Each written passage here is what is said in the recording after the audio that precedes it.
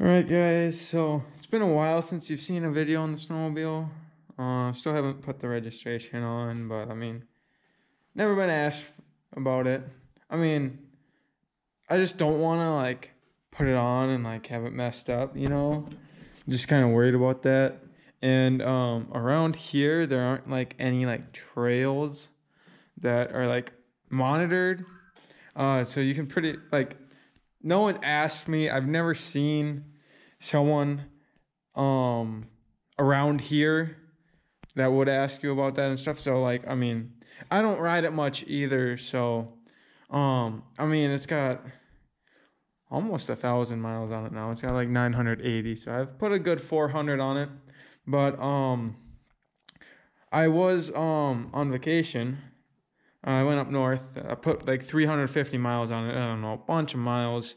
And then I jumped it a few times. And then there was some deep snow. Oh, it was so much fun. But down here, we don't really got too much snow. It's always a hit or miss. And this one with the 1.5-inch track and being at 800, it just goes straight down to the grass. Like you need like at least 1.5 feet of snow to get any good riding in. And we just don't really have that. So I figured, it's, expensive machine. I don't want it just sitting around. Because especially around here, like right now, I mean, it's the end of February, so I don't know, I'm just gonna see if I can sell it. If not, oh well. I got the cover for it somewhere over there. Just toss the cover over it.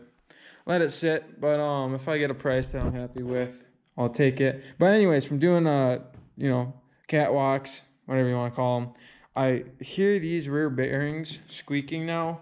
Seems like both sides too. So I'm just gonna pop those off of there and see how hard those bearings are to do. I just went on, it was like eBay or something. Got a 10-pack right here in the mail. They were really cheap, so just gonna throw those in back there. Hopefully they fit. Because I just clicked on a random one, if I'm being honest, but they should fit. And yeah, get this sucker cleaned up and try and get her posted. And then just let the next person deal with the registration then. But yeah, no, I definitely wouldn't mind getting another one of these, but I want to try something different. Longer track or something.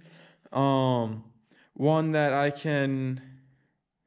I want to go out and ride more, but like not around where I am right now. I want to go out on more trails and stuff. But I don't know. Especially with the whole situation here. I don't know how long I'm gonna be staying here because my parents are talking about moving and stuff. But I just gotta start clearing out the garage, and since summer's on its way, then that 4-wheeler is actually next to go. I'm gonna post that real soon here too. You guys will see a video about me working on that and getting that thing running. But yep, I'm just gonna clean this up now, and then get those bearings replaced. And then get her on the wheels and spun around, and then I can take some pictures in front of the door. So I'm gonna be doing that now. So I'm gonna clean it up first, get the pictures, and then do the bearings. Alright, so for changing the rear bearing in the bogey wheel, it's a 15mm bolt. You just undo the bolt, and then you gotta loosen up this. I marked where the front of the bolt was, just so I knew how tight to get it, so I didn't put it too tight or too loose. And then the wheel will just pop right out of there, and it's just a clip.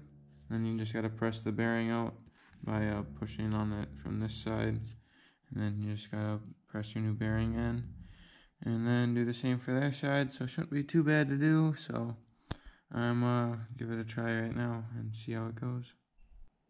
Alright, so when you're changing out the bearings in these, what you want to do is you want to find a socket that well, first you get the clip off, which is just a snap ring clip. And then you want to find a socket that'll fit this side good. And then you want to pound it out. And so, got both the old ones right there. And then you want to take the new one. What I did, I used a little bit of grease to make it a little bit easier. So I set the old one on there, and then I used a block of wood and got it in. And then I found a bigger socket, and then just lightly tapped it in until I could feel, or until I could hear it bottom out. And then just put the clip back in, and it's good to go. And now we're good to put this side on, and then just tighten up the tensioner, and we're all set to go. So that's how you change out the bogey wheels.